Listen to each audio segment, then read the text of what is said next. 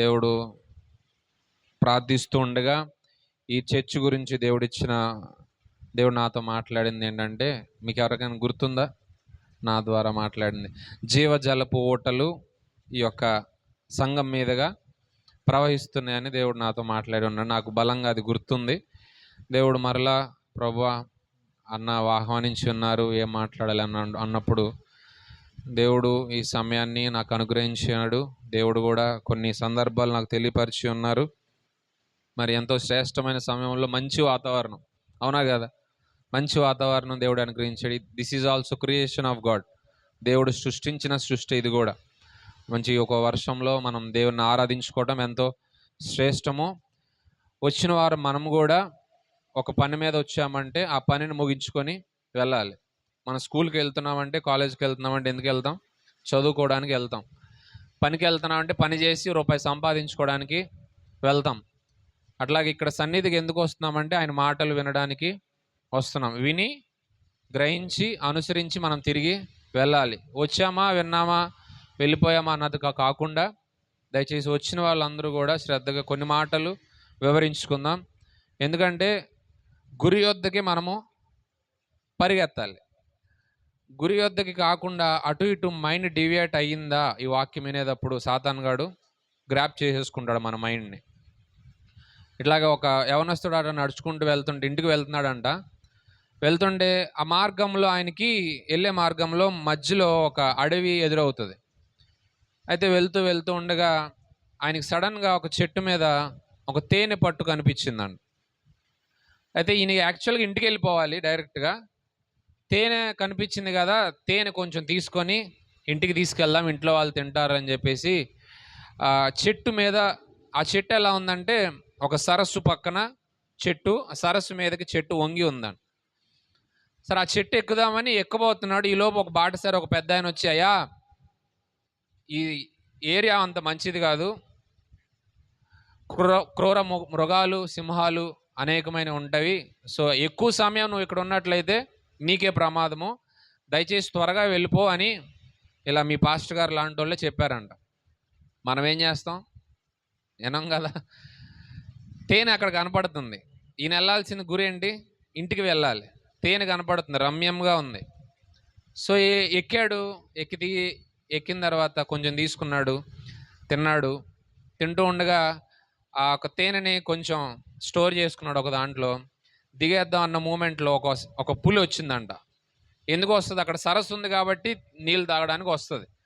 పులి వచ్చింది, తాగుతుంది. ఈలోపు దిగదా అన్న మూమెంట్లో ఆయన చూసింది. ఇంకా ఈయనేమనుకున్నాడు, వెళ్ళిపోతుందిలే అని అక్కడే వెయిట్ చేస్తూ చాలా సమయం ఉండిపోయాడు. అలాగే ఉండిపోయిన తర్వాత ఇదేమో వెళ్ళదు, దీనికి ఆహారం కావాలి, ఇది వెళ్ళదు. అట్లా ఉండున్న సమయంలో ఈ నీటి సరస్సులో నుండి దూకేసి వెళ్ళిపోదాము ఈదుకుంటూ అని అనుకున్న సమయంలో నీటిలో నుంచి ఒక ముసలి పైకి వచ్చింది. అక్కడేమో తేనె ఆయన దగ్గర స్టోర్ చేసుకున్నది. ఆ తేనె బొట్లుగా అలా పడతా ఉందంట. పడతా ఉంటే అలా పైకి చూసిందండి ముసలి. ఇప్పుడు ఎవరు పొంచి ఉన్నారు? ఇద్దరు పొంచి ఉన్నారు. ఒక యవనస్తుడి మీద ఒక పులి, ఒక ముసలి. సర్లే ఈ రెండు ఎంతసేపు నా కోసం వెయిట్ చేస్తాయి?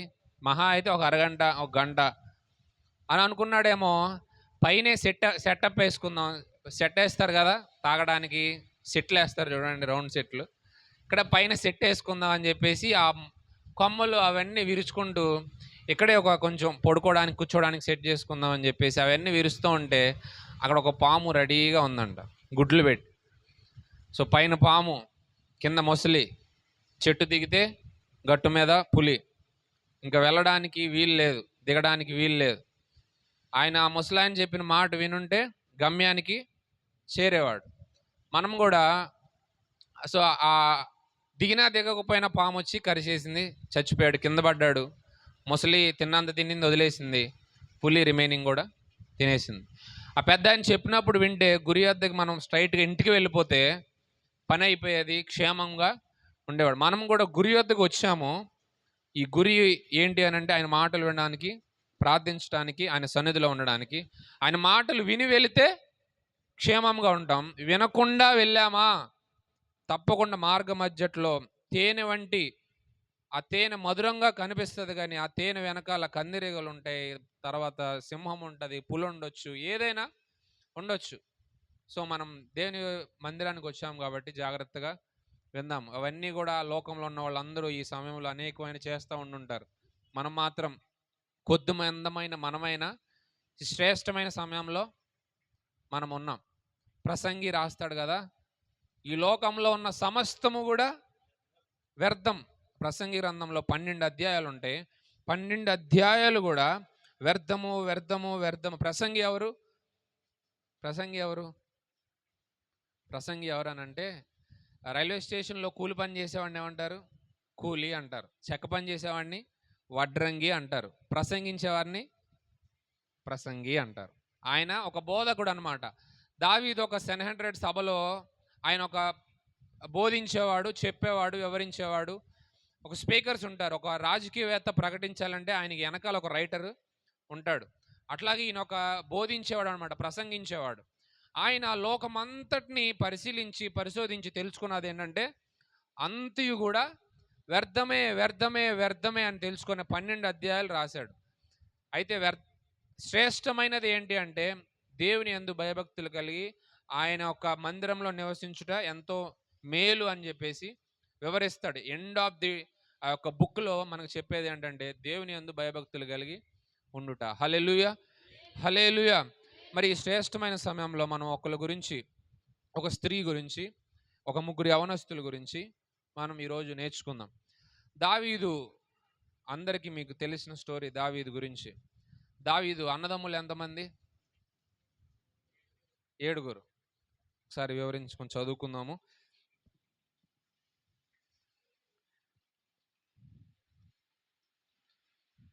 మొదటి దినవృత్తాంతముల గ్రంథము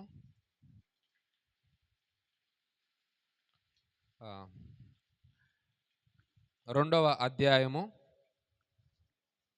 13వ వచనం.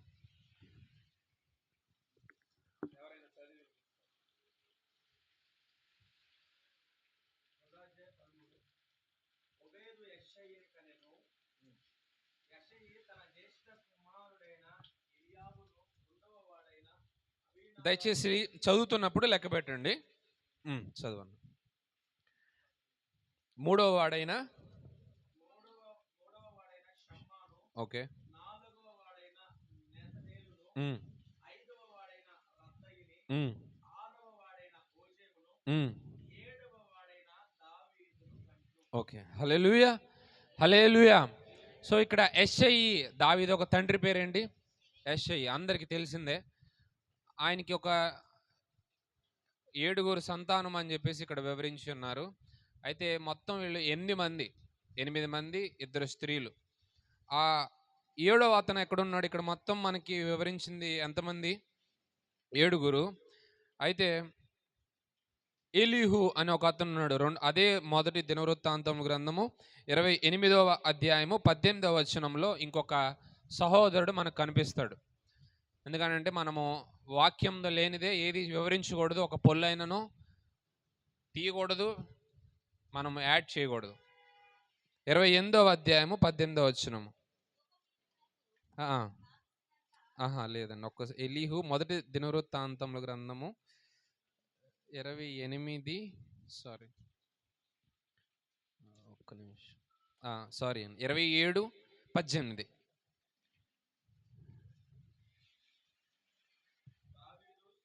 దావీదు సహోదరులలో ఏలీహు అను ఒకడు యూదా వారికి అధిపతిగా ఉండెను. ఇప్పుడు లెక్క క్లియర్ అయింది కదా.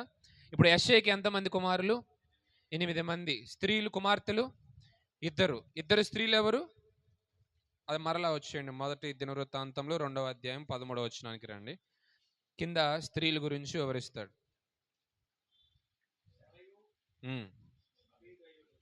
సెరూయా, అబీగయలు. వీళ్ళలో సెరూయా అని ఎవరైనా విన్నారా పేరు ఎప్పుడైనా సరే? మనకి దావీదు గురించి తెలుసు, వాళ్ళ తండ్రి గురించి తెలుసు, కొంతమంది అన్నదమ్ముల గురించి తెలుసు, వివరించుకున్నాం. కానీ సెరూయా అనే ఒక దావీదు సహోదరురాలు, అది అక్క చెల్ల అనేది కొన్నిసార్లు వివరించబడలేదు. కానీ బైబిల్ గ్రంథంలో వీరిద్దరికీ చాలా సన్నిహితమైన సంబంధము ఉంది. ఎందుకు అనంటే, సౌలు రాజుగా ఉన్నప్పుడు సౌలు రాజు ఆయన పరిపాలన, ఆయన ఒక తీరు దేవునికి నచ్చినప్పుడు దేవుడు రాజుగారిని మార్చేద్దామని నిశ్చయించుకొని సమూయేలుతో మాట్లాడి సమూయేలుని యెష్షయి గారి ఇంటి దగ్గరికి పంపిస్తాడు. మీకు అందరికీ తెలిసిన స్టోరీ, నేను వివరిస్తాను క్లుప్తంగా. యెష్షయి గారి ఇంటికి పంపించినప్పుడు అందరినీ నుంచోబెడతాడు. ఎవరు? యెష్షయి నుంచోబెట్టినప్పుడు ఫస్ట్ ఒక దగ్గరికి వస్తాడు. అభిషేకించాల్సింది ఈయనైనా ప్రభువా అన్నప్పుడు కాదు అంటాడు. రెండో వ్యక్తి దగ్గరికి వస్తాడు. 3, 4, 5, 6, 7 అలా వచ్చిన తర్వాత యెష్షయి నీకు ఇంతమందేనా అన్నప్పుడు సంకోచించు, ఇంతమందేనయ్యా అని, ఆ మాట ఇంతమందేనయ్యా నాకున్నది కుమారులని. లేదు లేదు, అరణ్యంలో ఒక కుమారుడు ఉన్నాడు, ఆ చిన్న కుమారుడు ఉన్నాడు అని చెప్పేసి వివరించినప్పుడు సరే ఆయన్ని తీసుకురా అంటాడు.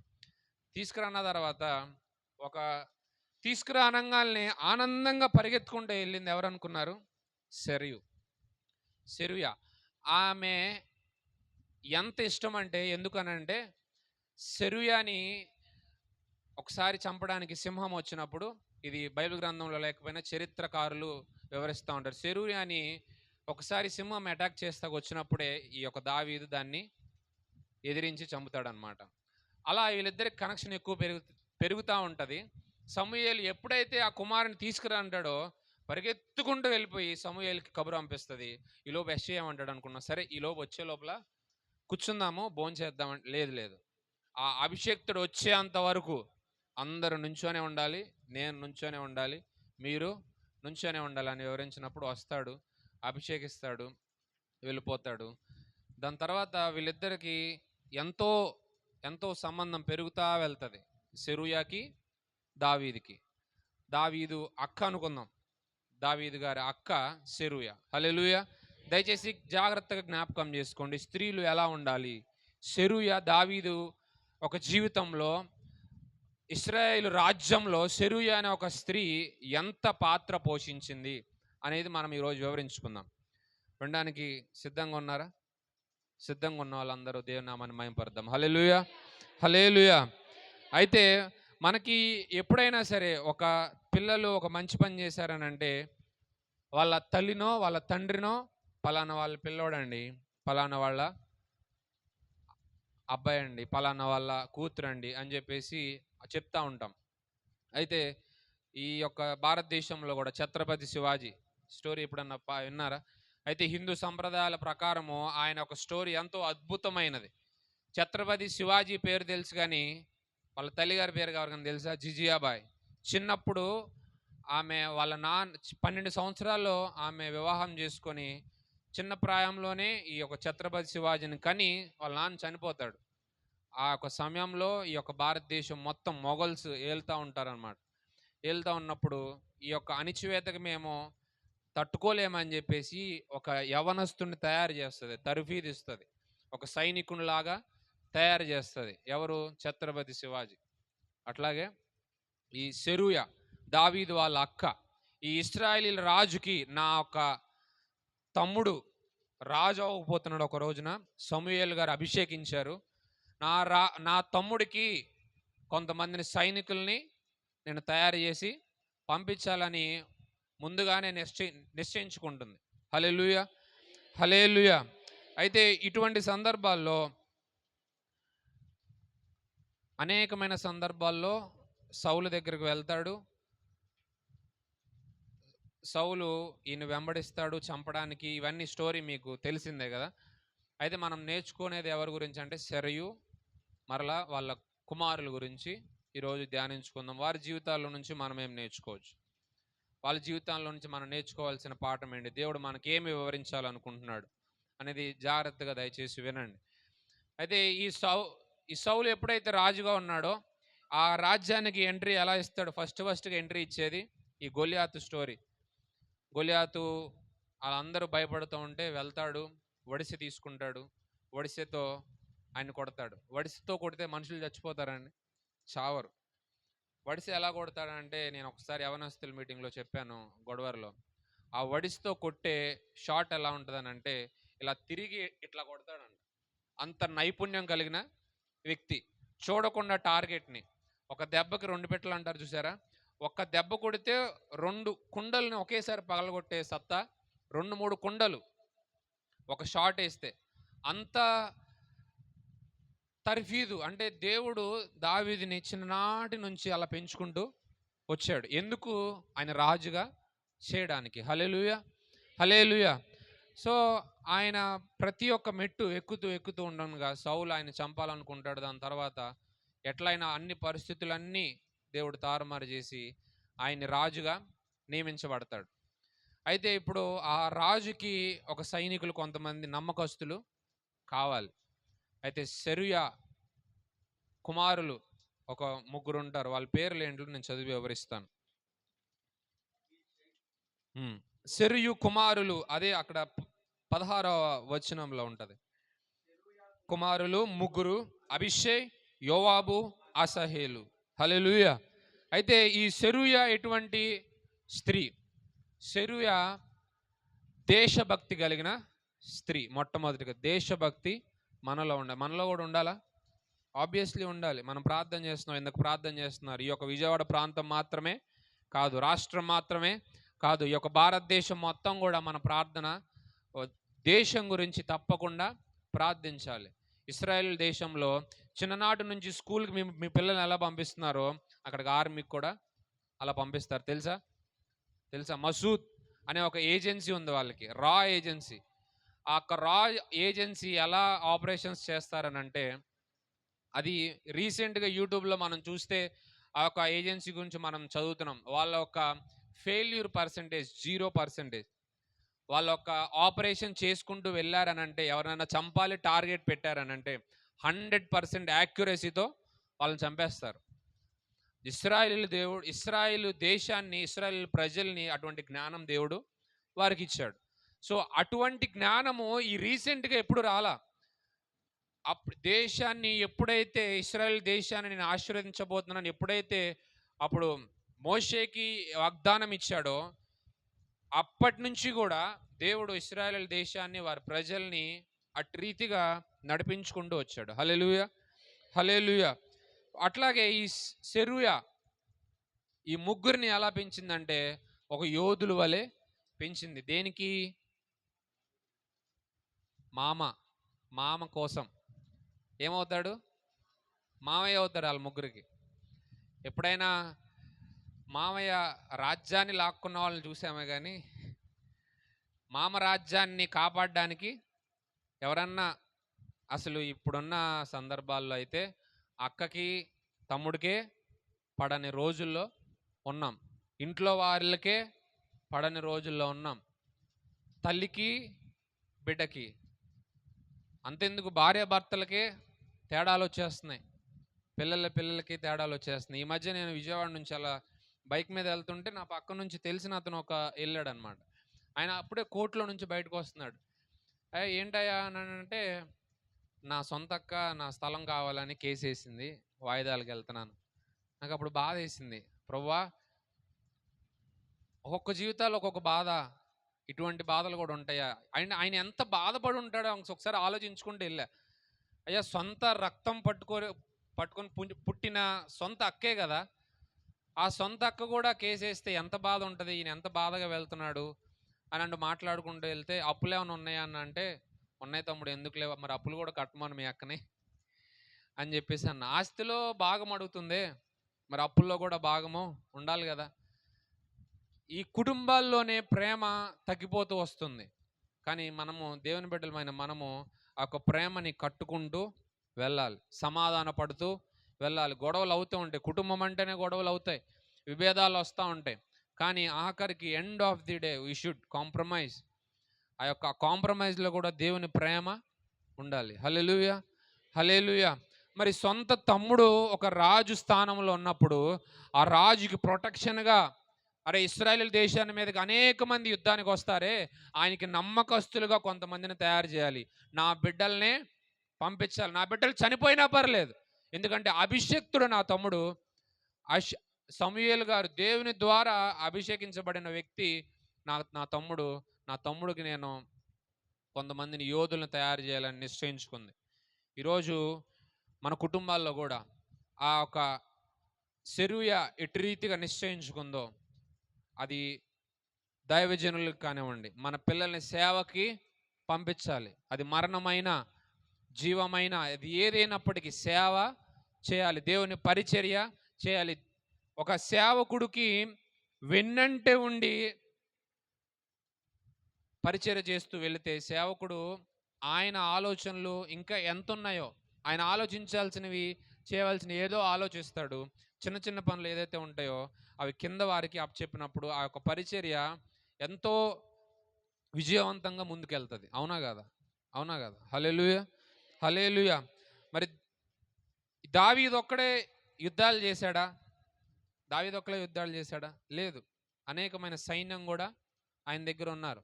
ఆ సైన్యము దావీదు ఒకానొక సందర్భంలో పలుకుతాడు కదా. దావీదు ఎటువంటి వాడు? ఆయన ఒక అంటే టాలెంట్ నేను వివరించాను కదా. దెబ్బకి 2 కుండలు 2-3 కుండలు పగలగొట్టగలరు. అంత దూరంలో ఉన్నా సరే యాక్యురసీతో 100 మీటర్ల దూరంలో ఉన్నా సరే రాయితో కొట్టగలిగిన శక్తి, సామర్థ్యం, అంత టాలెంట్ ఉంది ఆయనకి. ఇంకా ఇంకా ఆయన ధైర్యానికి ఆయన గురించి చెప్పుకుంటూ వెళ్తే బైబిల్ అంతా దావీదు యేసు ప్రభుకి దిల్ కా ధడ్కన్ అంట, హృదయానుసారుడు. అంటే హిందీలో చెప్పాను నేను, మన బైబిల్లో ఉన్నదంటే హృదయానుసారు, నా హృదయానికి దగ్గరగా ఉన్నవాడు. దావీదు గురించి చెప్పుకోవడానికి మనం సరిపోం. దావీదు అంత టాలెంటెడ్ అయితే దావీదు ఏం పలుకుతాడో తెలుసా? నాకంటే వీళ్ళు ఇలా ముగ్గురు బలాఢ్యులు, నాకంటే ఎంతో గొప్పవాళ్ళు, నాకంటే యుద్ధంలో ప్రావీణ్యులు అని స్వయంగా వాళ్ళ సొంత మామ సాక్ష్యం ఇస్తాడు. హల్లెలూయా, హల్లెలూయా. ఇట్లాగే ఆర్మీలో మన పిల్లల్ని పంపించాలంటే చాలా ధైర్యం ఉండాలి. మన సొంత పిల్లల్ని పంపించడం అంటే ఆషామాష కాదు. అంటే పంపించామంటే వాళ్ళు బ్రతికి తిరిగి వస్తారో లేదో తెలియదు, సజీవంగా వస్తారో లేదో తెలియదు. ఇట్లాగే ఒక అమ్మ 5 పిల్లల్ని కంటే 5 కూడా ఇండియన్ ఆర్మీకి పంపించిందంట. ఆ 5 ఒక ఆర్మీలో పనిచేస్తూ ఉండగా ఈమె నిశ్చయించుకొనే పంపించింది. వాళ్ళు ఎలా తిరిగి బ్రతికొస్తారో చనిపోయి వస్తారో తెలియదు, నా దేశానికి మాత్రము నా పిల్లలు సేవ చేయాలని చెప్పేసి పంపిస్తుంది. ఒకానొక రోజున ఒక వ్యాను ఇంటి ముందు ఆగుతుంది అనమాట. వ్యాన్ ఇంటి ముందుకు ఆగినప్పుడు ఆమె డోరు, కొంతమంది ఆర్మీ ఆఫీసర్స్ వస్తారు కదా, వచ్చి పలానా వాడు చనిపోయాడమ్మా అని చెప్తే డోర్ తీసి ఆమె అడుగుతుంది కదా, ఎన్నోవాడు చనిపోయింది, ఎన్నోవాడు అని అంటే అని చెప్పే సమాధానం, అమ్మ 5 చనిపోయారు. ఎంత బాధ ఉంటుంది, ఎంత కష్టం ఉంటుంది ఒకసారి ఆలోచించండి. 5 పిల్లల్ని ఆర్మీకి పంపించేసి చనిపోయినా పర్లేదని అంటే ఆమె ఒక ధైర్యాన్ని, ఆమె ఒక త్యాగాన్ని ఒకసారి గుర్తించండి. కన్న బిడ్డల్ని పంపించాలంటే ఆషామాష కాదండి. మన పిల్లల్ని కూడా, మన కుటుంబంలో కూడా మన సొంత పిల్లల్ని పరిచర్య, దేవుని పనికై పరిచర్య అంటే నుంచొని నిలబడి వాక్యం చెప్పటం కాదే పరిచర్య. అనేకమైన పరిచర్యలు ఉన్నాయి, వీధి సువార్తలు ఉన్నాయి. నీ యొక్క పక్కింటి వాళ్ళకి సువార్త చెప్పటమే పరిచర్య. నా మాటలు అర్థమవుతున్న వాళ్ళందరూ హల్లెలూయా చెప్పండి. హల్లెలూయా, హల్లెలూయా. మరి ఆ పరిచర్యలో మన కుటుంబంలో నుంచి ఎవరినైనా పంపిస్తున్నామా? మన సేవకుల కోసం పరిచర్యకి రెడీగా మన పిల్లలు ఉంటున్నారా? మనం ఉంటున్నామా? సెరూయా చేసిన త్యాగాన్ని ఒకసారి జ్ఞాపకం చేసుకోండి. సెరూయా గురించి అసలు బైబిల్లో ఒక్క మాట కూడా ఉండదు. ఏదో అంటారు కదా,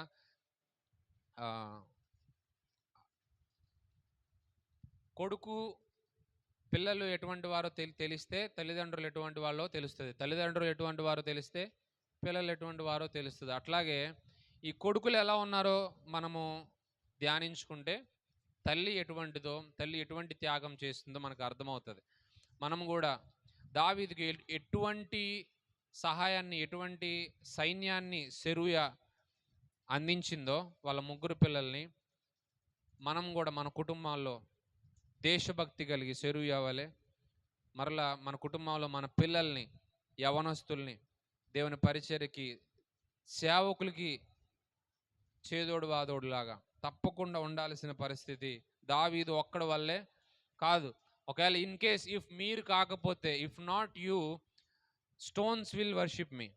ఇఫ్ మీరు నన్ను ఆరాధించకపోతే రాళ్ళు నన్ను ఆరాధిస్తాయి.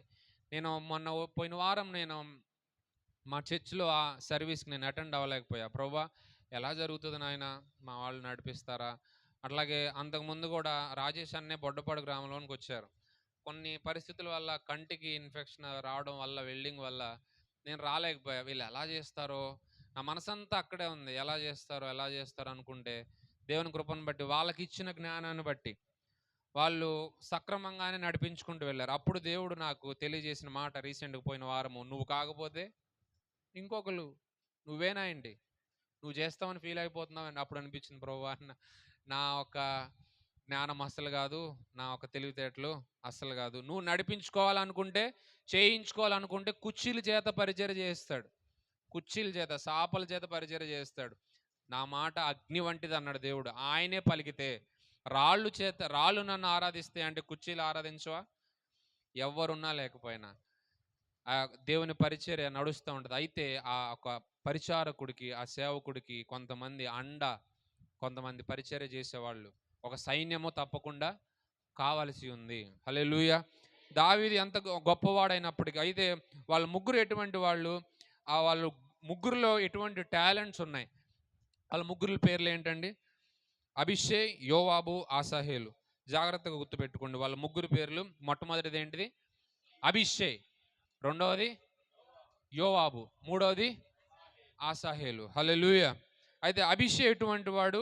అభిషై ఒక ఆర్మీలో ఎటువంటి పాత్ర ఉంది, ఎలా పనిచేసేవాడు, దావీదుని ఎలా కాపాడుకున్నారు వీళ్ళు అంటే, దావీదు గురించి మనం ధ్యానించుకున్నాం కానీ వాళ్ళ బలం ఎటువంటిది, వాళ్ళ యొక్క జ్ఞానం ఎటువంటిది అనేది ఈ యొక్క వాక్యాల్లో మనము చాలా జాగ్రత్తగా చూడవచ్చు. 2 సమూయేలు గ్రంథము 21వ అధ్యాయం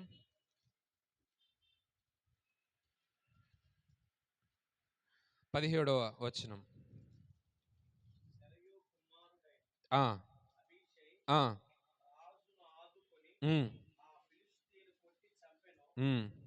చాలన్నా ఇంకొకటి, అదే 23వ అధ్యాయము 16వ వచనం. ఆ ముగ్గురు ఎటువంటి వారంట? బలాఢ్యులంట, చాలా బలాఢ్యులు. ఇశ్రాయేల్ దేశంలో అండి ఇప్పటికీ కూడా ఒక కుటుంబంలో ఒక ఇద్దరు కొడుకులు ఉంటే, ఇద్దరు కొడుకులు వాళ్ళ పేరెంట్స్ కూడా తప్పనిసరిగా 2-3 సంవత్సరాలు ఆర్మీలో పని చేయాలి ఇశ్రాయేల్ దేశాన్ని కాపాడడానికి. అట్లాగే వీళ్ళు కూడా ఎంత చిన్ననాటి నుంచి ఆ తల్లి, మీరు గమనిస్తే నేను చదివించే వాక్యాల్లో కూడా, చూపించే వాక్యాల్లో కూడా సెరుయు అని పేరు లేకుండా వర్ణించబడదు. ఆ తల్లి పేరు ఎప్పుడు కూడా వస్తూనే ఉంటుంది. సరియు కుమారులారా అని అంటాడే కానీ దావీదు నా మేనల్లుళ్ళారా అని అనడు, ఎప్పటి కూడా అనడు. సో ఎంత వాళ్ళ అక్కకి ఎంత ప్రాధాన్యత ఇచ్చాడు, వాళ్ళిద్దరికి ఎంత కనెక్షన్ ఉందో చూడండి ఒకసారి. చదువు అన్న. దండు కావలి వారిని ఓడించి దారి చేసుకొని పోయి బెత్లెహేము గవిని దగ్గరనున్న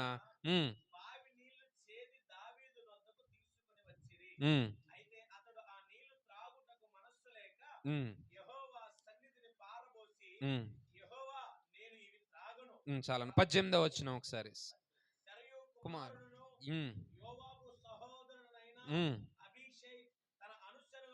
ముఖ్యుడు. హల్లెలూయా.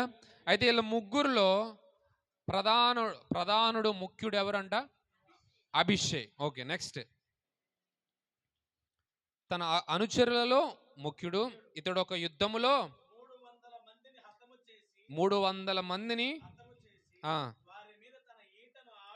ఆడించెను. ఆడుకున్నాడంట వాళ్ళని, 300 మందిని. ఒక 100 మందిని, ఒక ఇద్దరు ముగ్గురిని కొడితే రౌడీ షీటర్ ఓపెన్ చేస్తారు ఇక్కడ. ఒక్కడిని కొడితే ఇంకా వాడు రౌడీ అనమాట, ఒకరిని కొడితే ఇంకా వాడు హీరో. ఒక ఇద్దరు ముగ్గురిని వెనకేసుకొని తిరిగితే హీరో. అభిషే ఒక్కసారి ఒకే ఏటతో 300 మందిని చంపాడు. ఒక్కసారి imagine how is his power. ఆయన బలం ఎంత ఉందో ఒకసారి జ్ఞాపకం చేసుకోండి. ఒక్కడే 300 మందిని చంపాడనంటే అతను ఎంత బలాఢ్యుడో. అసలు దావీదు కింద వీళ్ళ ముగ్గురు ఎంత బలవంతులో అర్థమవుతుంది. 300 మందిని హతనము చేసి వారి మీద తన ఈటను ఆడించను. పేరు పొందినవాడంట అభిషే. గనుడై హల్లెలూయా. అయితే వీళ్ళకి ఒక రాజు అంటే ఒక రాజ్యం ఉంటుంది, ఆ రాజ్యానికి ఒక సైన్యము ఉంటుంది. సైన్యము పైన ఇంకో కొంతమంది ముఖ్యులు ఉంటారు, అంటే చీఫ్ అని కొంతమంది ఉంటారు, మెయిన్ వాళ్ళు కొంతమంది ఉంటారు. ఒక 30 మంది మెయిన్ ఉన్నారు. ఇప్పుడు ఇస్రాయెల్ దేశంలో మసూద్ అని ఒక ఏజెన్సీ ఉంది వాళ్ళకి, అది సీక్రెట్ ఏజెన్సీ. ఆ సీక్రెట్ ఏజెన్సీలో ఒక 30 మంది ఉన్నారు అనుకోండి. ఆ 30 మందికి హెడ్ అభిషేక్. ఇమాజిన్ చేసుకోండి, అంటే సైన్యం మీద ఒక 30 మంది, ఈ 30 మంది మీద అభిషేక్ ఉండేవాడు. ఆ 30 మందికి గనుడై వారికి అధిపతి ఆయను. కానీ హల్లెలూయా, మొదటి ముగ్గురితో సమానుడు కాకపోయాను. ఈ యొక్క అభిషేక్ ఇంకొక వచనాల్లో ఉంటుంది కదా, మొదటి దినవృత్తాంతములు 11వ అధ్యాయము 20వ వచనం.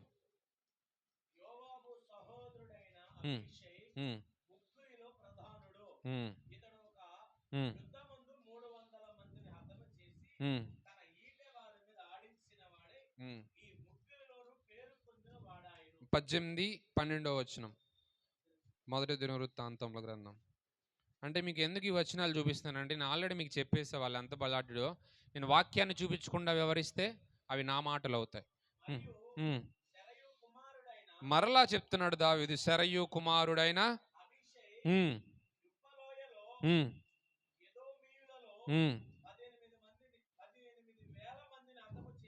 ఎంతమంది అంటే 15,000 మంది. 15,000 మందిని బాబా బాబా ఒకసారి జ్ఞాపకం చేసుకోండి. మీరు ఇమాజిన్ చేసుకోండి, ఒక స్టోరీలోనికి వెళ్ళండి. ఒక 15,000 మంది ఆపోజిట్లో అవతలు ఉంటే, ఒక్కడి అవతల అభిషేక్ ఉండి వాళ్ళని ఓడించి దావీదు ఒక ఇశ్రాయేలు రాజ్యాన్ని కాపాడి తీసుకొచ్చాడంట. ఇమాజిన్, ఒక రాజు ఇక్కడ ఉంటే ఒక ముగ్గురు అక్కడ కంచె కోటలాగా వాళ్ళు ఉండిపోయారు. ఇశ్రాయేలు రాజ్యానికి ఇంకా భయం ఏముంటుంది వాళ్ళ ముగ్గురు ఉంటే? అటువంటి వారిని మనం తయారు చేయగలుగుతున్నామా? అటువంటి వారిని మన సంఘం కోసం మీరేలో కత్తులు తీసేసి యుద్ధాలు చేయమని దేవుడు చెప్పట్లేదు. కానీ మన యుద్ధం ఏంటిదని అంటే, మన ఒక కవచాలు ఏంటంటే ప్రార్థన. మన ఈ యొక్క చర్చిలో ఈ చర్చిని కాపాడుకోవాలి, ఈ సంఘాన్ని కాపాడుకోవాలి, మన అయ్యగారిని కాపాడుకోవాలని అంటే, దావీదుని వాళ్ళ మేనల్లులు ఎలా అయితే కాపాడుకున్నారో అట్టువారిగా మనం కూడా ఉండాలి. మన పిల్లల్ని తయారు చేయాలి. చెరువు ఎట్లయితే తయారు చేసి పంపించిందో అట్టువారి వలె మనము కూడా ఉండాలి. నెక్స్ట్, యోవాబు. మొదటి దినవృత్తాంతముల గ్రంథము 19వ అధ్యాయము 15వ వచనం.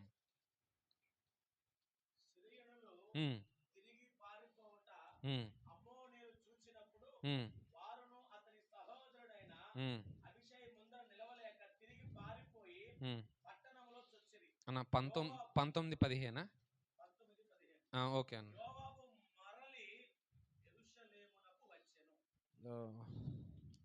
11:6 ఒకసారి చదవనన్న. 6 మొదటి దినవృత్తాంతములు.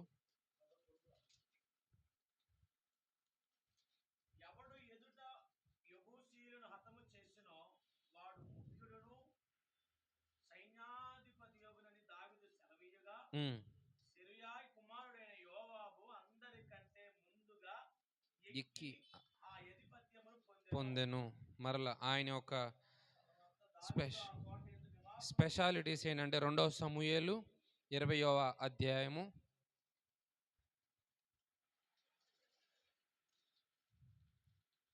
23వ వచనం.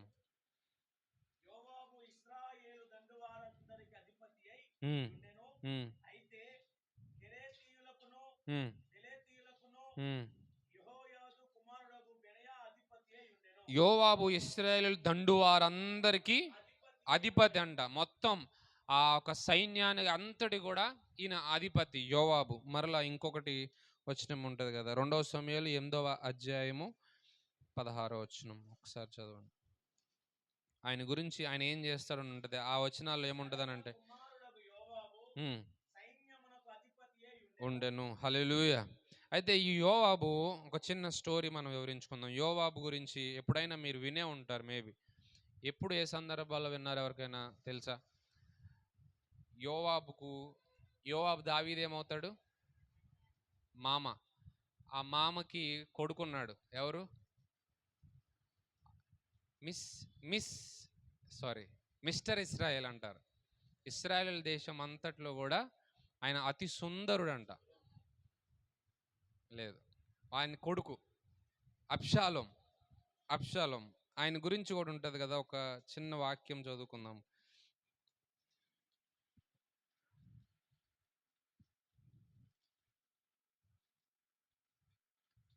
14వ వచనము, 2 సమూయేలు 25వ వచనం, 14వ అధ్యాయము 25వ వచనం. ఇశ్రాయేలీయులందరిలో అబ్షాలోము అంత సౌందర్యము గలవాడు ఒక్కడునూ లేడు. అబ్షాలోము. సో అబ్షాలోము ఒకసారి కొన్ని సందర్భాల్లో అవన్నీ వివరించుకుంటూ వెళ్తే సమయం సరిపోదు, దావీదుని చంపడానికి చూస్తాడు. ఎగ్జాక్ట్లీ. అయితే సొంత నాన్నని చెప్పాను కదా, కుటుంబాల్లో మనం ఈరోజు దేవుడు ఎందుకు ప్రేరేపణ ఇస్తున్నాడో కానీ, కుటుంబాల్లో ఎవరి కుటుంబాల్లో ఎటువంటి పరిస్థితులు ఉన్నాయో నాకు తెలియదు కానీ, తల్లికి బిడ్డలకి సమాధానం ఉందో లేదో, భార్యకి భర్తకి సమాధానం ఉందో లేదో, పిల్లలు సమాధానంగా ఉన్నారో లేదో, చుట్టాలు సమాధానంగా ఉన్నారో లేదో తెలియదు కానీ, ఆ సమాధానం గురించి మనం ప్రార్థించాలి. సొంత తండ్రిని అబ్షాలోము చంపాలనుకున్నాడు. చంపాలనుకున్నప్పుడు ఈ మేనల్లుళ్ళు ఊరుకుంటారా? ఈ మేనల్లుల్లో ఒకడు చంపాడు. ఎవరు? యోవాబు. యోవాబు చంపేస్తాడు. ఎప్పుడు అని అంటే, అబ్షాలోము చంపుదామని చెప్పేసి శత్రువులందరినీ కలుపుకొని దావీదు మీదకి వస్తాడు. దావీదు మీదకి వచ్చినప్పుడు వీళ్ళు, దావీదు అంటాడు కదా, వీళ్ళ ముగ్గురికి కింద ఉన్నారు కదా, వీళ్ళ ముగ్గురు మేన అల్లుళ్ళు, వీళ్ళ ముగ్గురికి చెప్తాడు, అందరము పారిపోదాం పదండి అని అంటాడు. వీళ్ళ ముగ్గురికి ఏం అర్థం కాదు. అరే మేము ఉన్నాము కదా, మేము చూసుకుంటాం కదా, నీకెందుకు అంత భయము అని అంటే, నేను రాజు చెప్పింది చేయాలి కదండి. వెళ్ళిపోయిన తర్వాత ఒకానొక సందర్భంలో ఇంకా తప్పక దావీదు యుద్ధాన్ని ప్రకటిస్తాడు. అయితే ఒక షరతు పెడతాడు. ఏమని? అబ్షాలోమును మాత్రము వదిలేయండి, అబ్షాలోమును మాత్రము దయచేసి వదలండి, ఇంక రిమైనింగ్ అంతా మీ ఇష్టము, మీరు ఎలా చేయాలనుకుంటే అలా చేయండి అని చెప్పేసి యోవాబుకు మాత్రమే వివరిస్తాడు. అయ్యా కనికరం ఉంచండి అయ్యా, నా కుమారుడు కదా. అయితే అబ్షాలోము వీళ్ళ ముగ్గురికి ఏమవుతాడు? బామర్దులండి, బామర్దులు అవుతారు. సో అబ్షాలోముకి చాలామంది సైన్యం ఉంటుంది, యుద్ధం జరుగుతుంది, ఆయన మీదకి వెళ్ళడానికి వీళ్ళ ముగ్గురు బయలుదేరతారు, దండు బయలుదేరుతుంది. అబ్షాలోమేమో శత్రు దేశాలన్నిటినీ కలుపుకొని యుద్ధానికి వస్తాడు. యుద్ధ రంగంలో ఉంటారు. ఆ యుద్ధం జరుగుతూ ఉండగా అబ్షాలోము, చెప్పాను కదా, అతి సుందరుడు అంట. మిస్టర్ ఇస్రాయేల్ అని పేరు ఆయనకి. ఆయన కురులు నక్కులు కలిగిన జుట్టు ఆయనకు ఉందంట. ఎంతో సుందరుడు అంట, చాలా బాగుంటాడు. దావీదు అందగాడు కదండి, దావీదు అందగాడు అయినప్పుడు అబ్షాలోము కూడా అందగాడు. సో ఆ ఒక యుద్ధం జరిగే సమయంలో ఈయన గుర్రాన్ని తోలుతూ వెళ్తూ ఉండగా, సవారీ చేస్తూ ఉండగా, ఆయన హెయిర్ గాల్లో వెళ్తుంది కదా, అలా వెళ్తూ ఉండగా ఇలా ఫ్యాన్ ఏదైతే ఉందో చెట్టుకి ఆ ఒక జుట్టు చిక్కుకుపోద్ది అనమాట. వెళ్తూ ఉండగా కింద నుండి గుర్రం వెళ్ళిపోద్ది. ఈయన ఎక్కడున్నాడు? చెట్టు గాల్లో ఉన్నాడు. ఇప్పుడు గాల్లో అట్లా వేలాడుతూ ఉన్నాడు. ఈ యుద్ధం జరిగే సమయం అంతట్లు కూడా సైనికులు చూస్తారనమాట. అరే అబ్షాలోము లాగున్నాడని గబాలను వెళ్ళి యోవాబుకి చెప్తారు. యోవాబు ఏమంటాడనంటే, నువ్వేం చేస్తున్నావురా అని చెప్పేసి వీళ్ళిద్దరు వెళ్తారు. వెళ్ళి బాణాలు తీసుకొని ఒక్క క్షణం కూడా ఆలోచించడు, చంపేస్తాడు. కానీ దావీదు ఏమని చెప్పాడు? కనికరించండి, చంపొద్దు అన్నాడు. అసలు మామ మాట కూడా వినలేదండి. ఎందుకు? వాళ్ళ తల్లి అలా పెంచింది. ఏది ఏమైనప్పటికీ, ఏది ఎవరు అడ్డొచ్చినా సరే దావీదుకి మీరు మాత్రము ప్రొటెక్షన్గా ఉండాల్సిందే. అది ఎవరైనా సరే, సొంత కొడుకైనా, సొంత నానైనా, ఇంకోళ్ళు ఎవరైనా సరే, దావీదుని రక్షణగా చూసుకోవడమే మీ బాధ్యత అని ఆ సరియు తల్లి అలా పెంచిందనమాట. తల్లుల్లో మన బైబిల్ గ్రంథంలో అనేకమైన తల్లులను చూస్తాం, కానీ సరూయ గురించి మనము అసలు ఆమె క్యారెక్టర్ గురించే రాయబడలేదు, కానీ చరిత్రకారులు చెప్తున్నారు కదా, వాళ్ళ ముగ్గురు పిల్లల్ని అలా పెంచింది. ఎలా పెంచిందని అంటే, ఆ రాజ్యాన్ని ఇశ్రాయేలు కాపాడువాడు కునుకుడు నిద్రపోడు అనంటే ఆ వాక్యానికి సాదృశ్యము వీళ్ళే. ఇప్పుడు ఇశ్రాయేల్ సైన్యం కూడా అలా వాడబడుతుంది. ఎందుకు? దేవుడు వాగ్దానం ఇచ్చాడు.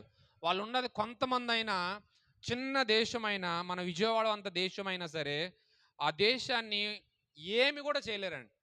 కనీసము వాళ్ళని వాళ్ళ ఇంటెలిజెన్స్ ఎంత ఉందో, వాళ్ళ సైన్యం ఎంత ఉందో కూడా బయట వాళ్ళకి కౌంటింగ్ కూడా సరిగ్గా తెలియదంట. వాళ్ళ దగ్గర ఎంత జ్ఞానం ఉందో కూడా బయటకు తెలియదు. ఇప్పుడు కూడా ప్రతి ఒక్క నోబెల్ ప్రైజ్లో కూడా అందరూ ఉన్నది యూదులే, అందరూ యూదులే. ఇక ఫోన్ కాడ నుంచి ప్రతి ఒక్క సైంటిస్ట్ అందరు యూదులే. మనలో యూదుల్లో దేవుడు పెట్టిన జ్ఞానము అటువంటిది. వీళ్ళ ముగ్గురు కూడా ఒక్కొక్కడు 15,000 మందిని చంపడం ఏంటండి? ఎంత వాళ్ళు బలాఢ్యులు కాకపోతే. సొంత కొడుకుని చంపొద్దన్న మామ మాట కూడా వినకుండా, ఇప్పుడున్న కాలంలో ఇందాక చెప్పాను కదా, మామను చంపేసి రాజ్యాన్ని తీసుకొని ఇప్పుడు ఏళ్తున్నారు. సొంత మామ దగ్గర రాజ్యాన్ని తీసుకొని ఏలే వాళ్ళు చూస్తున్నాము. కానీ మామని కాపాడుకుందామే, మామని రాజ్యాన్ని దేవుడు నా తల్లి ఇలా నేర్పించిందే అని చెప్పేసి నడిచేవాళ్ళు చాలా తక్కువ. ఆ సందర్భంలో అలా ఉంటే కనుక మనం ఇప్పుడున్న కాలంలో మన రాజ్యం ఏంటి అని అంటే ఈ యొక్క సంఘమే, ఈ యొక్క చర్చే. ఈ సంఘాన్ని మనం ఎంతో కాపాడుకోవాలి. దైవజనులను కాపాడుకోవడం మన బాధ్యత, మన బాధ్యత. జాగ్రత్తగా ఉన్నాం, మన బాధ్యత అండి, మన బాధ్యత. మనము ఆ బాధ్యత తీసుకొని దైవజనులు ఏ మాట చెప్తే ఆ మాట మనం అనుసరించి, అయ్యగారు ఇచ్చేద్దామా, ఇచ్చేద్దాం, అయ్యగారు అయ్యగారు ఏదైనా పరిచర్లు వెనకడుగు వేసాడా, ఆ అడుగు తీసి మరలా మనం ముందు పెట్టాలి. ఆయన అడుగు తీసి మేమున్నామయ్యా అని. మరి అంతే కదా. ఇప్పుడు దావీదు చెప్పినా అక్కడ వినలేదు పరిచర్యలో. అమ్మ ఈరోజు ఎందుకులే ప్రార్థన, వర్షం పడుతుంది కదా అన్న, అయ్యగారు మేము వస్తాం అని చెప్పి రావాలి. అట్లా ఉండాలన్నమాట. అంటే పరిచర్య విషయంలో అస్సలు మనము వెనకడుగు వేయకూడదు. ప్రవీణ్ పగడాలన్న మీ అందరికి తెలిసే ఉంటుంది. మరి ఆ తల్లి గురించి మనకి తెలీదు, తల్లి ఎలా పెంచిందో మరి. కానీ అన్న గురించి మనకు తెలుసు. అట్లాగే ఇక్కడ కుమారుల గురించి కూడా మనకు తెలిసింది. ఆ తల్లి ఎలా పెంచిందో మనం ఇమాజిన్ చేసుకోవాలి. మన కుటుంబాల్లో కూడా అన్నలందరూ కూడా దావీదు రాజు కాకూడదు, అభిషేకించబడకూడదు అని చిన్ననాటి నుంచి, మీ జీవితాల్లో ఏదైనా సక్సెస్ చూడలేదేమో, మీ జీవితంలో విజయం చూడలేదేమో, మీ జీవితంలో ఏది కూడా అరే ఇది చేయలేకపోతున్నామే అనుకుంటున్నారేమో. కానీ ఒకసారి దావీదుని జ్ఞాపకం చేసుకోండి. చిన్నప్పటి నుంచి అరణ్యంలోనే పెరిగాడండి, అరణ్యంలోనే పెరిగాడు. దాని తర్వాత కుటుంబంలోనికి వస్తే కుటుంబంలో నానే సరిగా పట్టించుకోవాలా, అన్నలే సరిగా పట్టించుకోవాలా. అసలు యుద్ధ రంగంలోనికి వస్తే నువ్వు ఇక్కడ ఎందుకు వచ్చావురా అని తిట్టేవాళ్ళు ఉన్నారు. మరలా రాజుని కాపాడిన సౌలు రాజుని కాపాడితే సౌలు చంపడానికి చూశాడు. దాని తర్వాత కుమారుని కన్నాడు. కుమారుడు ఎప్పుడైనా గుర్తుపెట్టుకోండి, అభిషేకించబడిన వాడి మీద అటాక్ చాలా ఉంటుంది.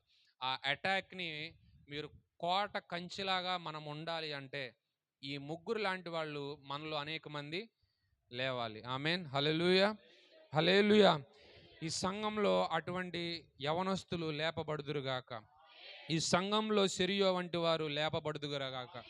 అటువంటి ప్రవర్తన మనము దేవుణ్ణి అడగాలండి. ప్రభువా, సెరియు వంటి ప్రవర్తన మాకు దయచేయండి ప్రభువా.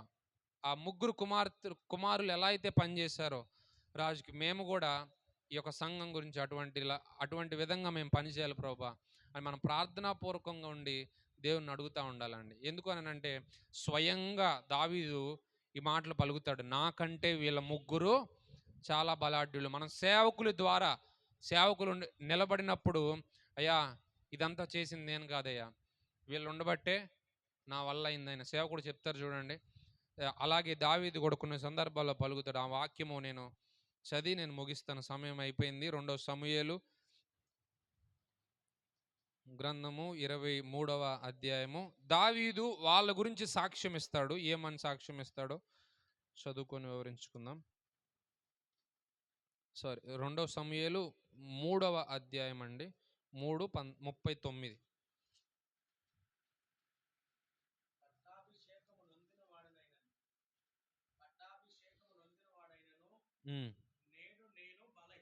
బలహీనుడనైతిని, సెరూయా కుమారులైన ఈ మనుషులు నాకంటే బలము గలవారు.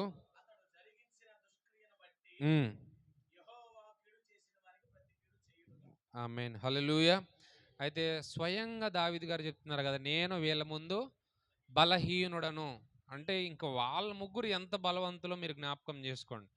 అయ్యగారు ఒక చోట పరిచర్య చేస్తే మీరు ఆయన వెనకాల ఉండి ఆహ్, ఇంకొక మీటింగ్ పెడదామయ్యా, ఇంకొక చోట ప్రార్థన పెడదామయ్యా, మేముంటామయ్యా అని ఎంత తోడ్పడుగా మనం ఉంటే, శెర్యు లాంటి తల్లులు మన కుటుంబంలో ఉంటే, మన కుటుంబం ఆశీర్వదింపబడతది. ఆమేన్.